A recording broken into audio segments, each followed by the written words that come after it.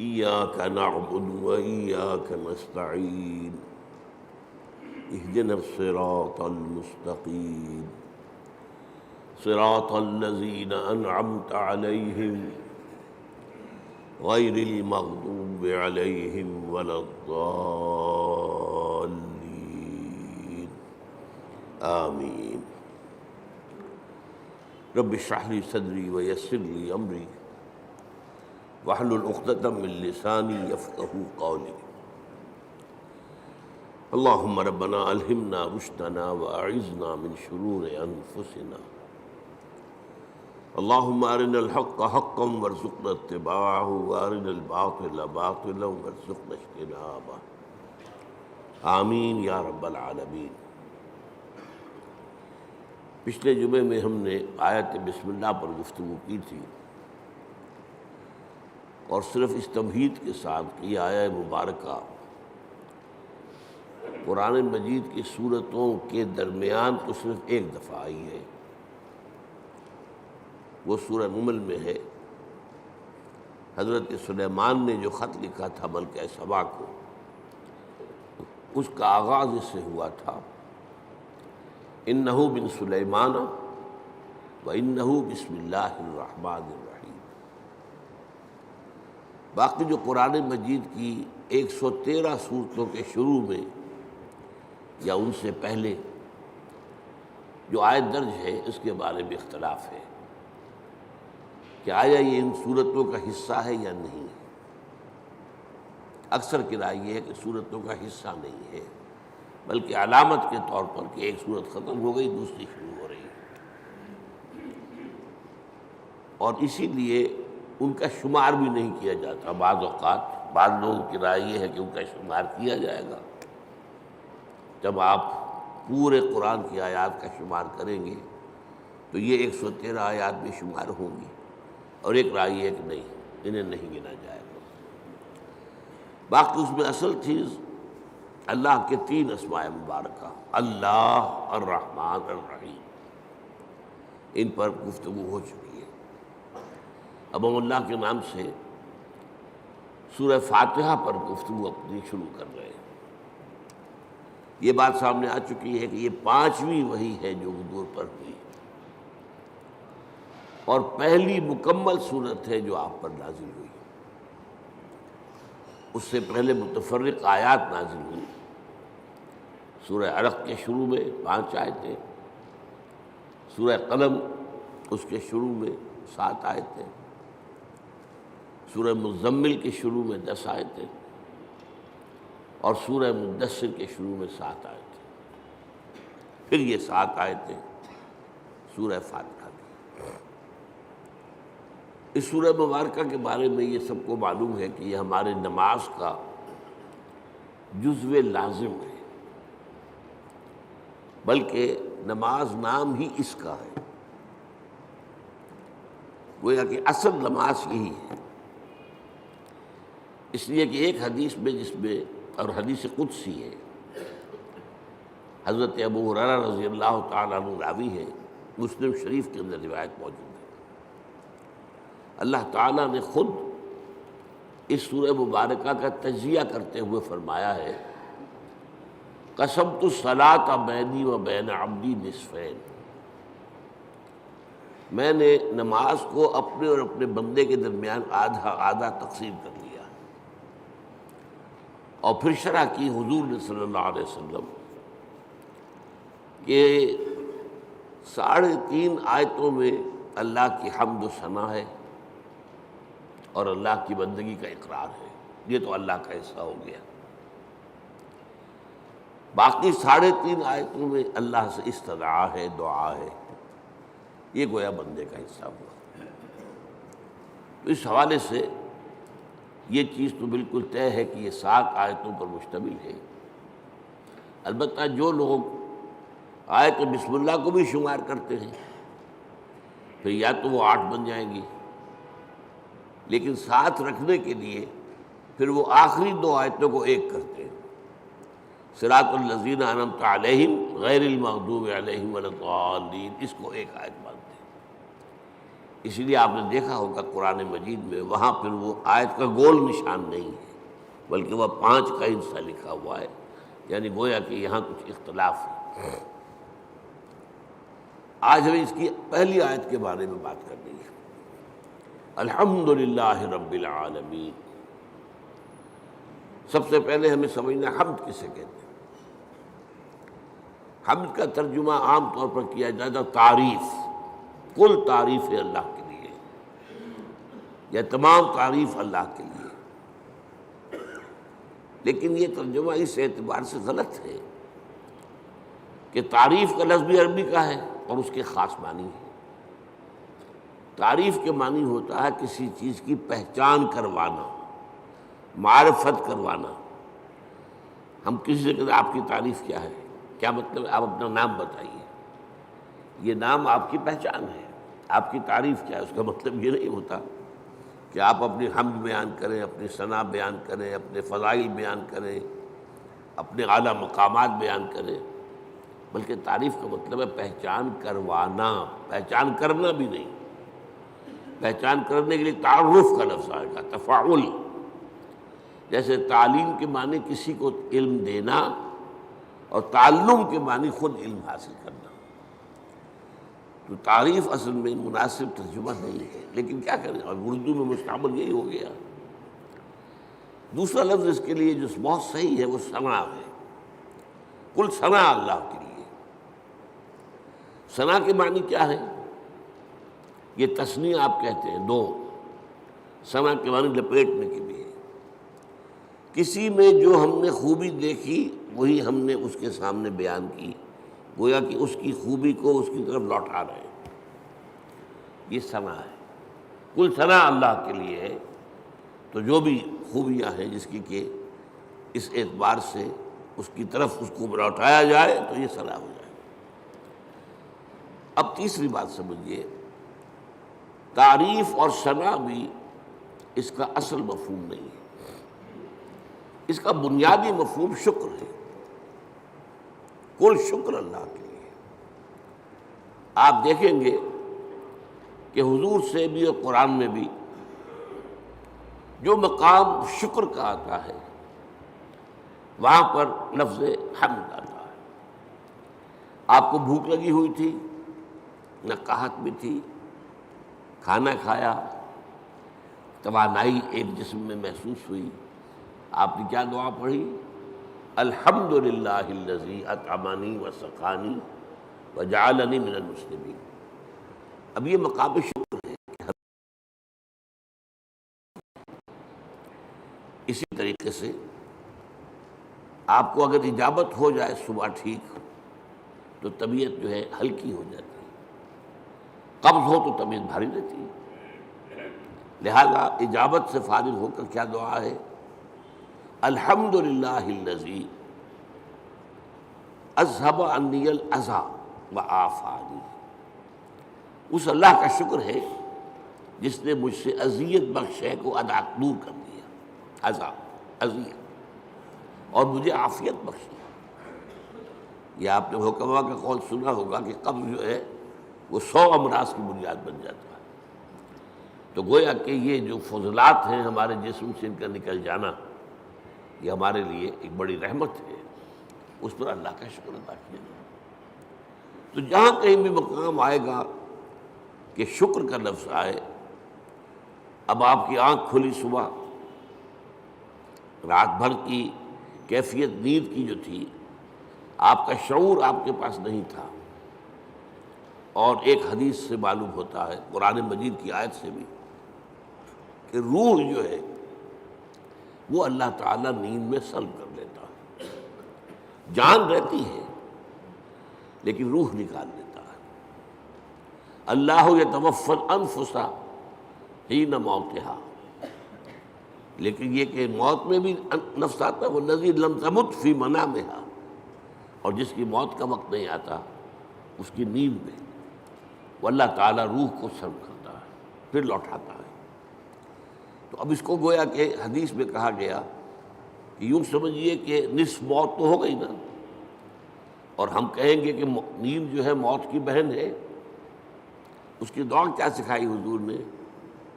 الحمدللہ الذی احیانی بعدما اماتنی والیہ النشور. اس اللہ کا شکر ہے جس نے مجھے از سر نو زندگی دی، اس کے بعد کہ مجھ پر موت طاری کر دی تھی. موت کی بہن تو مجھ پر طاری ہو گئی تھی، نیم مردہ تو میں ہو چکا تھا کہ میرا شعور جو ہے وہ نہیں تھا میرے ساتھ. وہاں بھی لفظ حمد ہے، الحمدللہ الذی احیانی بعدما اماتنی والیہ النشور. آپ سوچ رہے ہوں گے کہ ہمارے معمولات میں بدقسمتی سے یہ چیزیں شامل نہیں رہی. یہ ذکر کی بہت عمدہ شکل ہے، جسے کہتے ہیں کہ حضور نے قرآن میں آیا الذین یذکرون اللہ قیاما وقعودا وعلی جنوبہم، وہ لوگ جو اللہ کو یاد کرتے ہیں کھڑے ہوئے، بیٹھے ہوئے، لیٹے ہوئے، ہر حال میں. تو کیا مطلب کوئی اور کام نہیں کرتے؟ نہیں، کام کے ساتھ دعا ہے. آپ کی آنکھ کھلی، الحمدللہ الذی احیانی بعدما اماتنی والیہ النشور. کھانا کھایا، الحمدللہ الذی اطعمنی وسقانی وجعلنی من المسلمین. اجابت ہوئی، الحمدللہ الذی اذھب عنی الاذی وعافانی. یہ جو مصنون دعائیں ہیں، ان سے جیسے کہ ہم کہتے ہیں کہ ایک تیر سے دو شکار، دو نسبتیں قائم ہوتی ہیں. ایک اللہ سے نسبت قائم ہو گئی، ہم نے اس کا حمد کی، ہم نے اس کا شکر ادا کیا، تعلق قائم ہوا. ایک رسول کے ساتھ نسبت ہو گئی کہ مسنون دعا ہے. ہم اس شکر کے ادا کرنے میں اپنے الفاظ نہیں استعمال کر رہے، بلکہ وہ کر رہے ہیں کہ جو نبی اکرم صلی اللہ علیہ وسلم کرتے ہیں. تو دونوں نسبتیں اللہ کا ذکر، اس میں وقت تو کوئی نہیں لگا. بہرحال شکر جو ہے در حقیقت وہ اس حمد کا نیوکلیس ہے. البتہ شکر، اور عام معنی میں اب لفظ استعمال کر رہا ہوں میں تعریف، اس میں جو ایک باریک سا فرق ہے وہ کیا ہے؟ شکر کیا جاتا ہے اس چیز پر جس کا آپ کو فائدہ ہوا ہو، جس سے آپ کو کچھ حاصل ہوا ہو، جس سے آپ کی کوئی ضرورت پوری ہوئی ہو، جس سے آپ کی کوئی تکلیف رفع ہوئی ہو، جس سے آپ کی کوئی حاجت پوری ہوئی ہو. شکر اس پر ہو. اور تعریف کوئی حسن ہے، کمال ہے، خوبی ہے، چاہے آپ کو تو کوئی فائدہ نہیں ہوا. پھول کیا خوبصورت پھول ہے، تعریف کی ہے آپ نے، لیکن یہ کہ آپ کو اس سے کوئی مادی فائدہ تو نہیں ہوا. ہر شے، جس شے میں بھی کوئی جمال ہے، کوئی کمال ہے، اس کی تعریف کی جائے، خواہ آپ کو اس سے کوئی فائدہ نہ پہنچاؤ. یہ تعریف ہے. البتہ یہ جو باریک سا فرق میں نے بیان کیا ہے، اس کو بھی نوٹ کر لیجئے کہ یہ بھی ہمارے شعور کے محدود ہونے کی وجہ سے ہے، ورنہ اس سے بھی ہمیں فائدہ ہوتا ہے. ایک خوبصورت پھول دیکھ کر اس کی خوبصورتی، اس کی خوشبو، اس سے آپ کی روح کو ایک باریدگی حاصل ہوتی ہے. اسی لیے میں نے لفظ استعمال کیا، مادی فائدہ نہیں ہوتا، آپ کی روح کو ایک باریدگی، آپ کی طبیعت میں ایک انشراح، آپ کی طبیعت میں ایک کیفیت پیدا ہوتی ہے. ہائی اسکول کے زمانے میں جو ہمارا کورس تھا انگلش پوئٹری کا، تو پہلی نظم تھی ڈیفوڈلز. بہت سے حضرات نے پڑھی ہوگی. وہ نظم کیا تھی کہ شاعر ایک روز سیر پر نکلا ہوا ہے، ایک پہاڑی کو عبور کر کے وہ جب اس کی چوٹی پر پہنچتا ہے تو اب دوسری طرف نگاہ گئی، وادی ہے، اور وادی بھری ہوئی ہے ڈیفوڈل کے پودوں سے اور اس کے پھولوں سے، اور پھول لہرا رہے ہیں ہوا کے اندر، ناچ رہے ہیں ہوا میں. یہ منظر جو ہے، اب اس سے اسے کوئی فائدہ تو نہیں پہنچا، کوئی مادی فائدہ نہیں پہنچا، لیکن شاعر اصل میں کہتے ہی اسے ہے جس کا شعور زیادہ زندہ ہو. شاعر کہاں سے بنا ہے؟ شعور سے. شاعر زیادہ حساس ہوتا ہے. وہی چیز جو آپ نے بھی دیکھی، شاعر نے بھی دیکھی، اس نے اس کا ایک زیادہ گہرا اثر دیا. تو وہ شاعر کہتا ہے، ورڈزورتھ نام کا شاعر ہے یہ، I gazed and gazed, but little thought what wealth the scene to me has brought. میں دیکھتا رہا لیکن مجھے یہ خیال نہیں آیا کہ یہ سین، یہ نظارہ جو میں نے دیکھا ہے، اس سے مجھے کیا دولت ملی ہے۔ اب اس کے بعد اسے احساس ہوا فراف من کاؤچ لائی، کیونکہ اکثر اب ہوتا ہے کہ میں جب اپنے کاؤچ پر، اپنے بستر پر لیٹا ہوتا ہوں، ان ویکنٹ اور ان پینسو موڈ، کسی فکر میں ہوں یا خالی ذہن ہوں، they flash upon that inward eye which is the bliss of solitude. وہ ڈیفوڈل کا نظارہ جو ہے میری اندرونی آنکھ کے سامنے آ جاتا ہے۔ they flash upon that inward eye which is the bliss of solitude، جو کہ انسان کی تنہائی کا سب سے بڑا، یوں سمجھیے کہ اس کی نعمت ہے۔ And then my heart with pleasure fills and dances with the daffodils. اب پھر میرا دل جو ہے خوشی سے بھر جاتا ہے، اور وہ بھی ان ڈیفوڈلز کے ساتھ ناچنا شروع کر دیتا ہے۔ تو یہ اندرونی چیز انسان کو ملتی ہے، اور یقیناً لیکن یہ کہ عام آدمیوں کو اس کا احساس نہیں ہوتا۔ البتہ جو مادی جو فائدہ ہوتا ہے، جیسے بھوک سے نجات ملی، پیاس سے نجات ملی، اور کوئی آپ کا کام ہوا، اسی طرح یہ لفظ استعمال ہوتا ہے قرآن میں۔ جب اللہ تعالی ہمیں پہنچا دے گا اپنے فضل و کرم سے جنت میں، جب داخل ہوں گے تو جو ترانہ ہوگا وہ کیا ہوگا ہماری زبان پر؟ الحمدللہ الذی ہدانا لہذا وما كنا لنہتدی لولا ان ہدانا اللہ۔ سارا شکر اس اللہ کا ہے جس نے ہمیں یہاں تک پہنچایا۔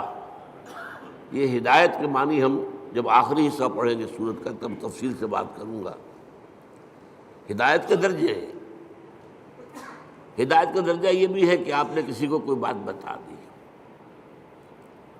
ایک درجہ اس سے آگے ہے اس کو خوب اچھی طرح سمجھایا۔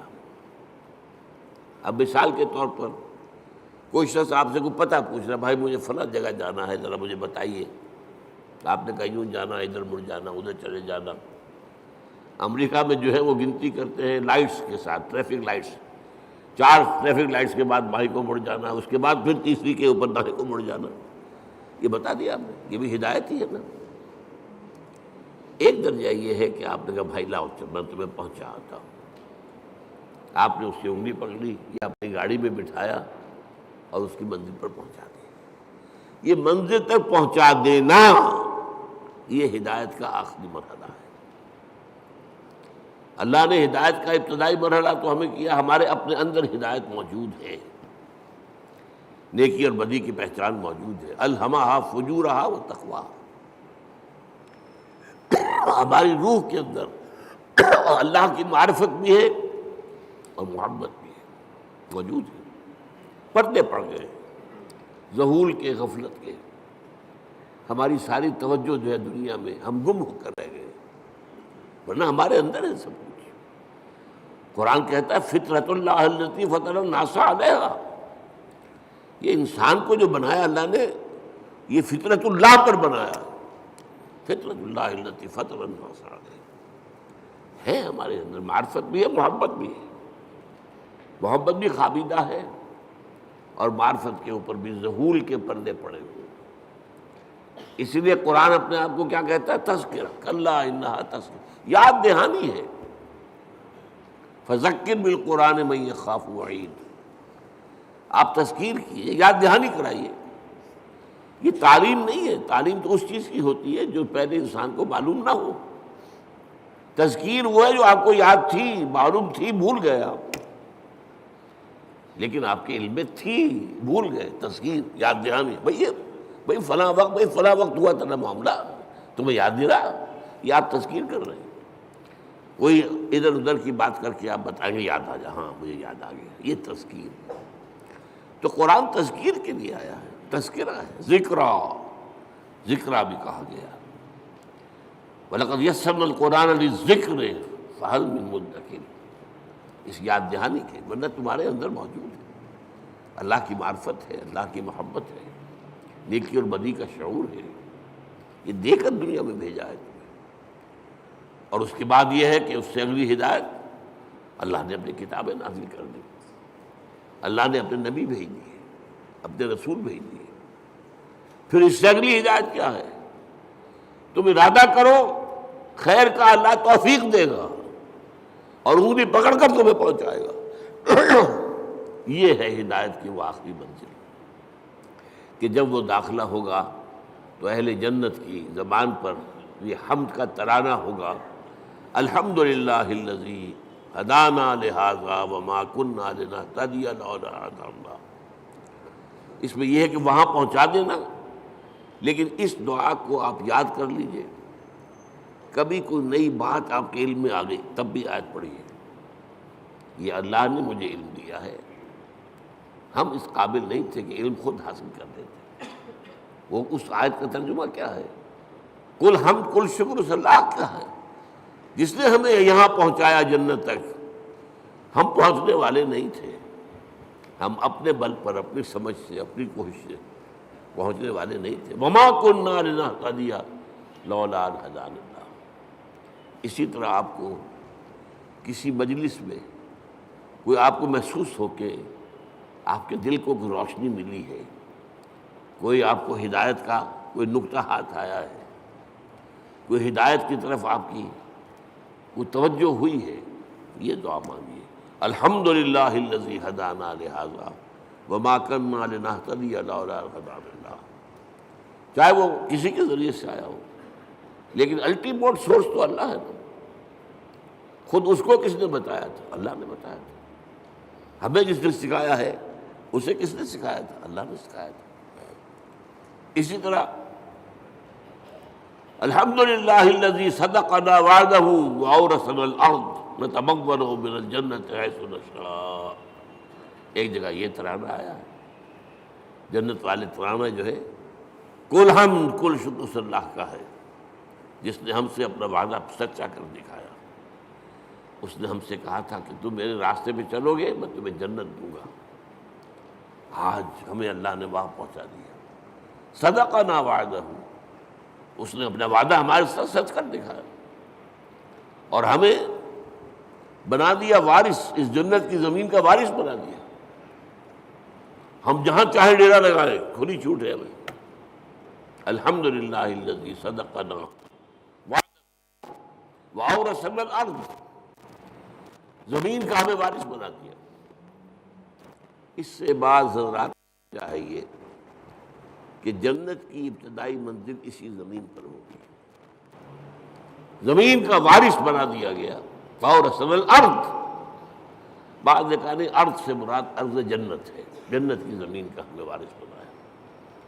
لیکن میری ذاتی رائے بھی یہی ہے، اصل میں حساب کتاب یہی ہوگا، میدان حشر اسی زمین میں ہوگا، اس لیے کہ قصہ زمین برسر زمین، آپ نے نیکی یہی کمائی ہے، بدی بھی یہی کمائی ہے، اس کی سزا بھی یہی ہوگی اور اس کی جزا بھی شروع یہاں ہوگی، لیکن شروع ہوگی، جزا کے مرحلے ہیں، پھر اس کے بعد جنت، آسمانی جنتوں کی طرف عروج ہوگا۔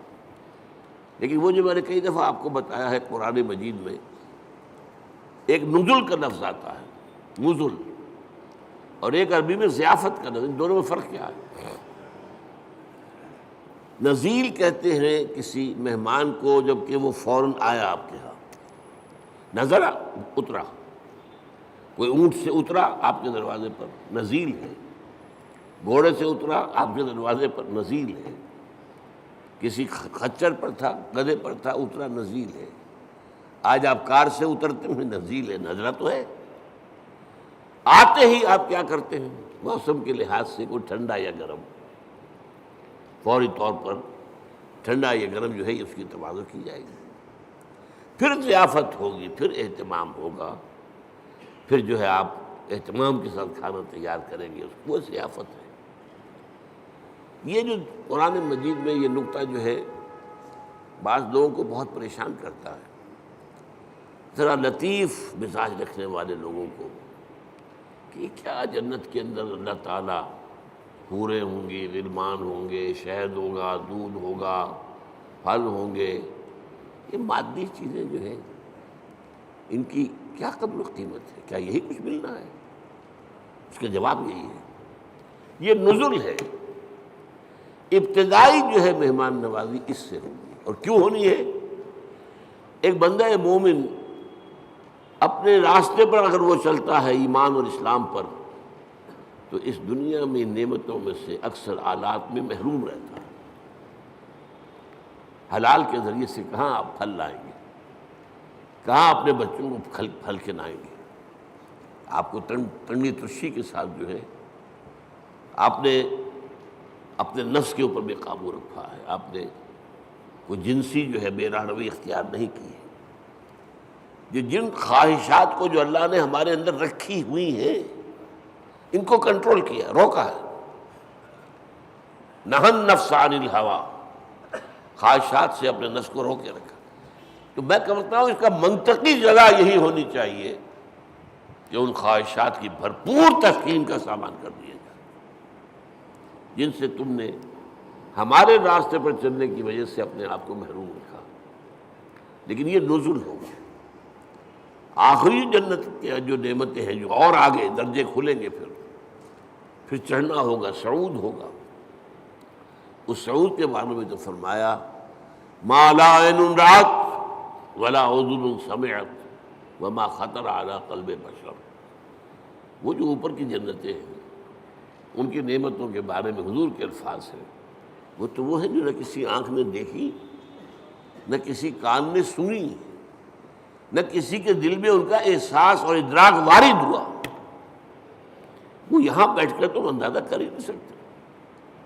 یہ تو ہم اندازہ کر سکتے ہیں نا کہ وہاں انگور ہیں، وہاں کھجوریں ہیں، وہاں جو بھی ہیں پھل ہیں، رمان ہیں، انار ہیں، وہاں دودھ ہے، وہاں شہد ہے، وہاں ہر چیز موجود ہے، یہ تو ٹھیک ہے۔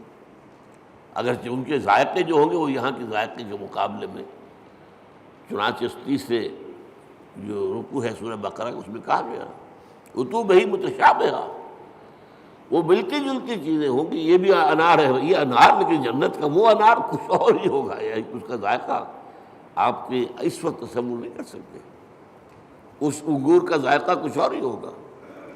آپ شہد جو ہے دنیا کا کتنا کھا لیں گے، تھوڑا سا لے کر دل بھر جائے گا۔ وہ شہد ایسا نہیں ہوگا۔ جیسے وہاں کی آگ ایسی نہیں کہ ایک دفعہ جلا دے تو بس جل گیا جسم، نہیں، پھر کھال دے دی جائے گی، پھر جو ہے دوبارہ اس کے اندر حس پیدا کر دی جائے گی۔ اس لیے کہ حس جو ہے وہ سینسٹیونیس جو ہے وہ تو اسی میں، کھال میں ہے۔ کھال جلنے کے بعد آپ کا گوشت جل رہا ہوگا تو آپ پتہ بھی نہیں چلے گا کیا ہو رہا ہے، اس لیے کہ اس میں سینسیشن ہے ہی نہیں۔ تو بہرحال جنت کی نعمتوں کو میں آپ سے عرض کر رہا تھا کہ یہ یہیں پر میدان حشر ہے۔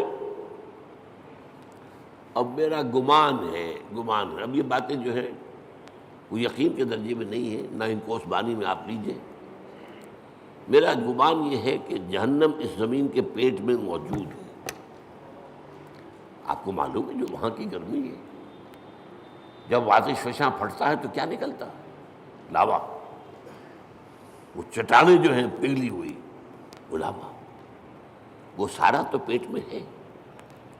اب کیا ہوگا سوچئے، ایک گیند ہے، فٹ بال ہے، اس کے پیٹ میں کچھ ہے۔ جب آپ اس گیند کو کھینچیں گے ادھر سے ادھر سے، چپٹی ہوگی تو درمیان کی چیز باہر آ جائے گی کہ نہیں؟ وَإِذَا الْأَرْضُ مُدَّتْ وَأَلْقَتْ مَا فِيهَا وَتَخَلَّتْ۔ وہ دن قیامت کا کیا جب زمین کو کھینچا جائے گا۔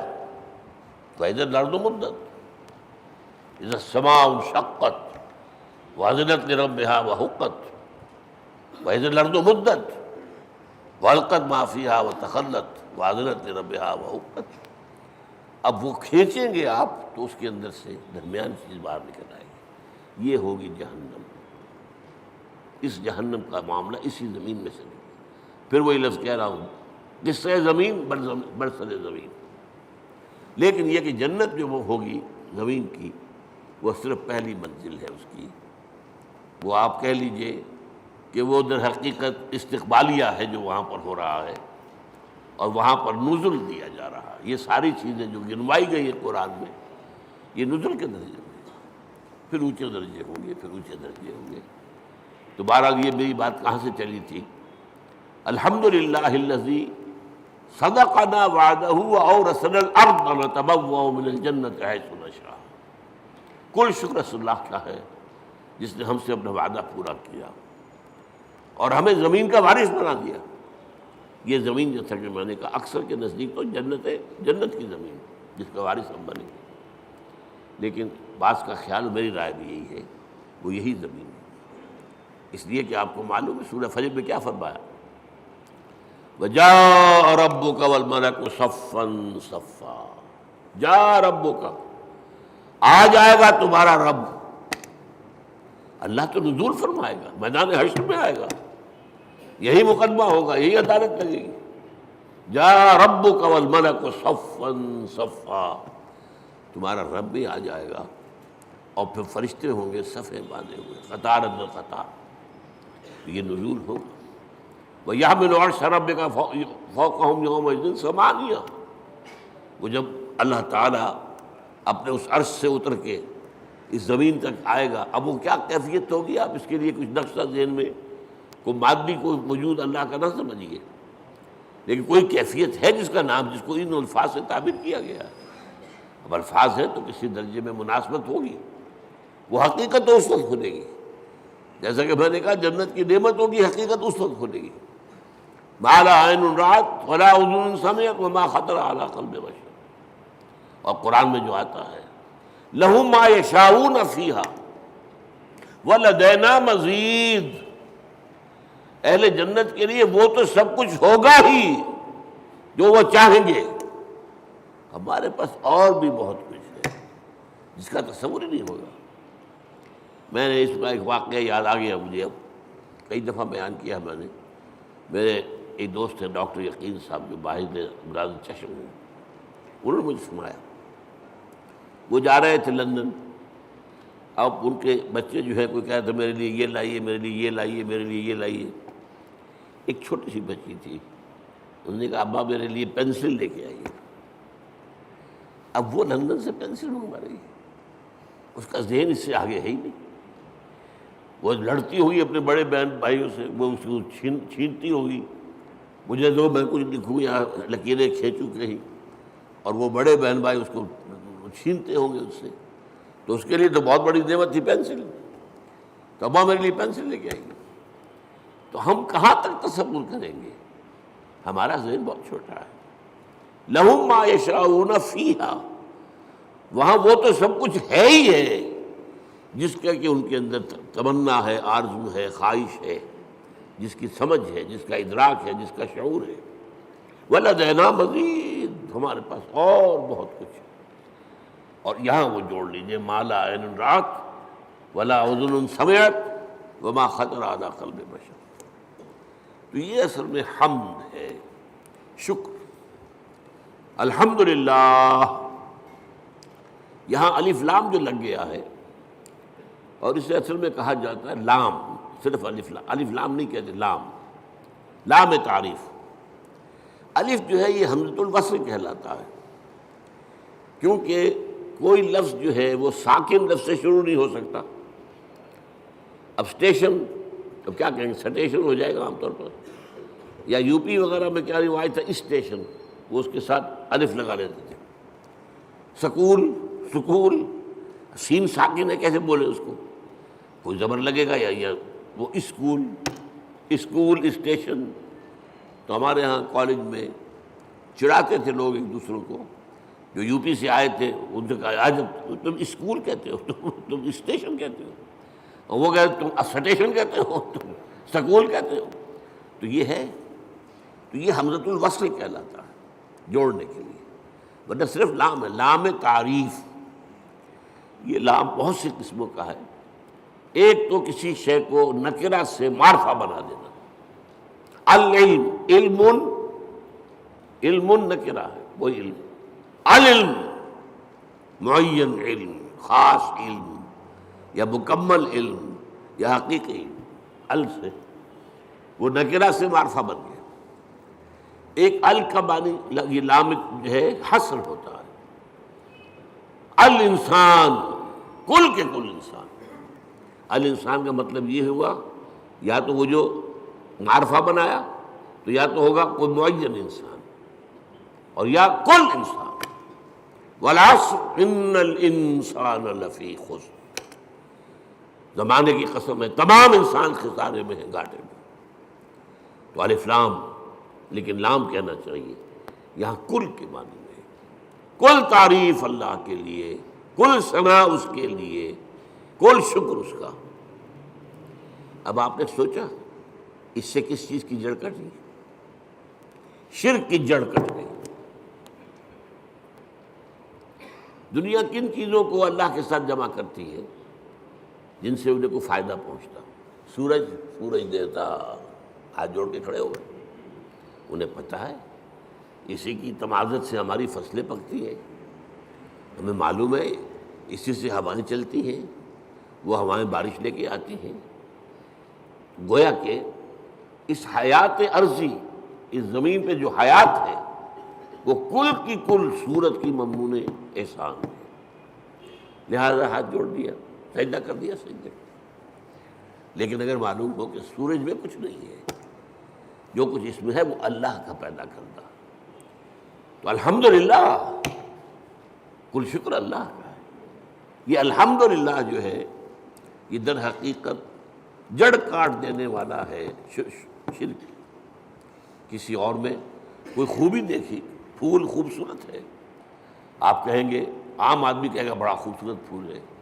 بندہ مومن کیا کہے سبحان اللہ، اسے تو اللہ یاد آیا، اس پھول میں تو کچھ نہیں ہے، تو اللہ کی طرف سے اس کو عطا کرنا ہے. آپ کو تصویر دیکھتے مصور کی، اگر وہ بہت اچھی بنی کس کی تعریف کرتے؟ مصور کی تصویر کی؟ تعریف تو مصور کی ہے جس نے کہ تصویر کھینچی ہے، بنائی ہے. تو در حقیقت الحمدللہ. اور یہ جان لیجیے یہی شکر جو ہے یہی عبادت کی شکل اختیار کرتا ہے. کیوں؟ اس لیے کہ ایک اصول ہے فطرت انسانی کے اندر مضمر ہے، ہل جزاء الاحسان الا الاحسان. یہ سورہ رحمان کی آیت ہے. بھلائی کا بدلہ بھلا ہی ہوگا نا. کسی نے آپ کے ساتھ کوئی خیر کیا ہے، اچھا کام کیا ہے، آپ کے دل میں ہوگا میں بھی اس کی کوئی خدمت کروں. اگر انسانیت آپ میں ہے تو اس شکر کا بدلہ، جیسے کہ ہمیں معلوم ہے کہ حضور ہدیہ قبول کرتے تھے لیکن ہدیہ دیتے بھی تھے. چنانچہ جو بھی کوئی آپ کے ساتھ بھلائی کرے آپ اس کے ساتھ بھلائی کریں. والدین کی بھلائی وہ اتنی ہے کہ ہم کتنی ہی خدمت کر لیں ان کا حق ادا نہیں ہوگا، اور سوائے اس کے کوئی چارہ کار نہیں کہ اللہ ہی سے دعا کریں، اے اللہ ورحمہما کما ربیانی صغیرا. پروردگار جس طرح میرے والدین نے مجھے پالا پوسا جبکہ میں چھوٹا سا تھا، تو ان پر رحم فرما. میں ان کا حق ادا نہیں کر سکتا. بس البتہ یہ کہ انسان مقدور بر تو کرتا ہے، سلیم الفطرت انسان ہو، فطرت کج نہ ہو گئی ہو، پرورٹڈ نہ ہو، تو والدین کی خدمت، بوڑھے والدین کو. آپ کو معلوم ہے صرف 2 چیزیں ہیں جن کے بارے میں کہا گیا ان کو دیکھنا بھی عبادت ہے. محبت اور تعظیم کی نگاہ سے کعبے کو دیکھنا عبادت ہے. چاہے آپ طواف نہیں کر رہے، چاہے آپ کوئی نماز نہیں پڑھ رہے، کعبے کے سامنے بیٹھ کر محبت اور تعظیم کے ساتھ اس کو دیکھنا عبادت ہے. بوڑھے والدین کو دیکھنا محبت کے ساتھ عبادت یہ حضور نے فرمایا. تو آپ جو ہے اپنی امکانی حد تک تو اس کا آپ جو ہے بدلہ اتارتے ہیں. انہوں نے پالا پوسا جبکہ میں چھوٹا سا تھا، میری ضروریات پوری کی. اب یہ بوڑھے ہیں، یہ محتاج ہیں، اب ان کی ضرورتیں میں پوری کروں. اگرچہ جیسا کہ میں نے کہا کہ حق ادا نہیں ہو سکتا، لیکن اب آپ سورج کا کیا حق ادا کریں گے؟ کچھ بھی نہیں کر سکتے. یہ جذبہ شکر جو ہے سورج کا، یہ عبادت کی شکل اختیار کرتا ہے. جہاں آپ کو بدلہ نہیں دے سکتے سر جھکا دیجیے، تعظیم کیجیے، اس کے سامنے سجدہ کیجیے. یہی تو ہے. شکر سے عبادت ہے، یہ فلسفہ ہے، سمجھ لیجیے، شکر کی بنیاد پر عبادت ہے۔ اسی لیے تو جس کو کہا حضور نے، اور میں نے ابھی حدیث آپ کو سنائی تھی، حدیث قدسی، الصلاۃ، جو اصل دعا ہے اس کی پہلی آیت ہی ہے الحمدللہ رب العالمین۔ قرآن کی پہلی آیت، پہلا لفظ کیا ہے قرآن کا؟ اگر آیت بسم اللہ اس میں شمار نہ کی جائے، جیسا کہ میں نے کہا کہ غالب رائے یہی ہے کہ وہ اس کا حصہ نہیں ہے، تو پہلا لفظ قرآن کا کیا؟ الحمد۔ اور آپ کو معلوم ہے یہ لفظ کتنا پیارا ہے اللہ کو۔ حضور کے نام سارے کے سارے اسی مادے سے ہیں۔ محمد حمد سے ہے، احمد حمد سے ہے، محمود حامد حمد سے ہے۔ اور اس امت کا نام پتہ ہے کیا ہے؟ حمادون، اللہ کی بہت حمد کرنے والے۔ حماد یہ مبالغے کا صیغہ ہو گیا، اللہ کی بہت حمد کرنے والے۔ اور ایک خاص بات یاد آئی ہے، حضور کی ایک حدیث ہے بڑی عجیب۔ قیامت کے دن وہ میدان حشر، جس کا میں نے نقشہ آپ کے سامنے بھی کھینچا ہے، ایک تو یہ کہ وہاں حضور کو ملے گا کیا مقام؟ مقاماً محمودا، وہی لفظ حمد۔ اور سب سے بڑی بات یہ، حضور نے فرمایا لواء الحمد بیدی، حمد کا جھنڈا میرے ہاتھ میں ہوگا، اور اس دن میں اللہ کی وہ حمد کروں گا جو آج نہیں کر سکتا۔ اس نقطے کو سمجھنا ضرورت ہے، غور کرنا ہوگا۔ ہر شے کی حمد اس کے ادراک اور شعور کے مطابق نہیں ہوگی۔ کسی نے آپ کے ہاتھ پر ہیرا رکھا، آپ نے سمجھا شیشے کا ٹکڑا ہے، تو کیا شکر کریں گے آپ؟ اگر معلوم ہو یہ ہیرا ہے تو شکر جو ہے اس کے متناسب شکر آپ کے قلب میں پیدا ہوگا۔ معرفت جو اس وقت ہوگی وہ آج نہیں ہے، پردے اٹھ چکے ہوں گے۔ آج چاہے اب بھی حضور کی معرفت ظاہر بات ہے کہ تمام انسانوں میں، مخلوقات میں سے بڑھ کر ہے، لیکن یہ کہ وہاں جب بے پردہ ہوگا معاملہ، تو فرمایا کہ وہ جو حمد میں اس میں بیان کروں گا وہ آج نہیں کر سکتا۔ تو یہ الحمدللہ، اللہ پر ہم گفتگو کر چکے ہیں۔ کل حمد کل شکر اللہ کے لیے، لہذا تعریف اسی کے لیے ہوگی، ثنا اسی کی ہوگی، شکر اسی کا ہوگا، عبادت اسی کی ہوگی۔ الحمدللہ رب العالمین۔ رب، اب رب کسے کہتے ہیں؟ رب کے معنی ہے مالک، اور کسی چیز کو پروان چڑھانے والا، اس کا خاص تعلق ہے۔ جو مالک ہوگا کھیتی کا وہ اسے پروان چڑھائے گا، بڑھائے گا۔ رب المال، سرمایہ والا، وہ سرمایہ کو بڑھانے کی فکر کرے گا۔ مضاربت ہو رہی ہے، ایک شخص کا سرمایہ ایک محنت کر رہا ہے، یہ رب المال کہلاتا ہے۔ رب المال، رب الدار، گھر کا مالک، تمام جہانوں کا رب۔ اب یہ تمام جہان کون سے ہیں؟ ایک عالم دنیا ہے، ایک عالم آخرہ ہے، ایک عالم برزخ ہے، ایک عالم ملکوت ہے، ایک عالم ملائکہ ہے، ایک عالم حیوانات ہے، ایک عالم انسانیت ہے۔ جتنے چاہے جوڑتے چلے جائیے، یہ سارے عالم، ان سب کا رب وہی ہے۔ یہ بھی در حقیقت اسی شرک کو کاٹنے والا، یہ کوئی بھی اس میں شریک نہیں ہے، وہ ہے تمام جہانوں کا رب، تمام جہانوں کا مالک، تمام جہانوں کا مختار مطلق، تمام جہانوں کو پروان چڑھانے والا وہی۔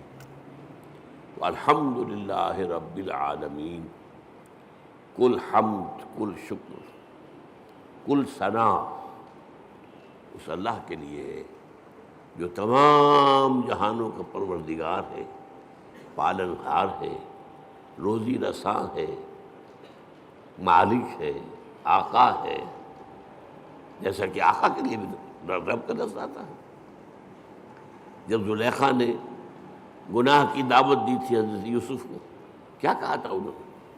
انہ ربی احسن مثوایا، یہ تمہارا شوہر جو ہے عزیز مصر وہ میرا آقا ہے، ظاہر بات ہے خریدا تھا اس نے، اور اس نے مجھے بہترین طریقے پر رکھا ہے، میرے ساتھ اس نے سلوک کیا ہے، اب میں اس کے ساتھ خیانت کروں تو مجھے کس چیز کی دعوت دے رہی ہے؟ تو رب۔ تو اسی طریقے سے حضرت یوسف کے پاس جب ایلچی پہنچا تھا جیل میں، تو کہا گیا جہاں اپنے رب کے پاس، میں نہیں جاؤں گا اس کے پاس جب تک کہ وہ معاملہ طے نہ ہو جائے جو مجھے بدنام کیا گیا تھا اور بدنام کر کے جیل میں پہنچایا گیا تھا۔ واقعی میں داغدار تھا یا نہیں؟ ارجع الی ربک، لوٹ جاؤ اپنے رب، بادشاہ کو رب کہا گیا۔ تو رب جو ہے مالک کسی شے کا، رب البیت رب المال، تو تمام جہانوں کا مالک اور آقا، تمام جہانوں کا پروردگار و پالنہار اللہ ہے۔ بس آج اسی ایک آیت پر گفتگو ہوئی ہے، اگلی آیت تو ہم پڑھ چکے ہیں الرحمن الرحیم، تو اس سے اگلی آیت تیسری جو ہے اس پر انشاءاللہ اگلے جمعے میں، میری طبیعت تو خیر اچھی نہیں چل رہی ہے، میں وعدہ کیے ہوئے ہوں ایک جگہ پر مجھے جمعہ پڑھانا ہے، حویلی لکھا، وہاں ہمارے ایک ساتھی نے مسجد بنائی ہے، تعمیر کی ہے، وہ چاہتے ہیں کہ وہاں جمعہ پہلا میں پڑھاؤں، میں نے وعدہ کر لیا تھا، تو اگر جیسا اس وقت ہوں ایسا بھی ہوا تو انشاءاللہ جاؤں گا، تو پھر شاید اگلے جمعے میں آپ سے یہاں ملاقات نہ ہو، تو اس سے اگلے جمعے میں اب مالک یوم الدین پر گفتگو ہوگی۔ اقول قولی ھذا واستغفر اللہ لی ولکم ولسائر المسلمین والمسلمات۔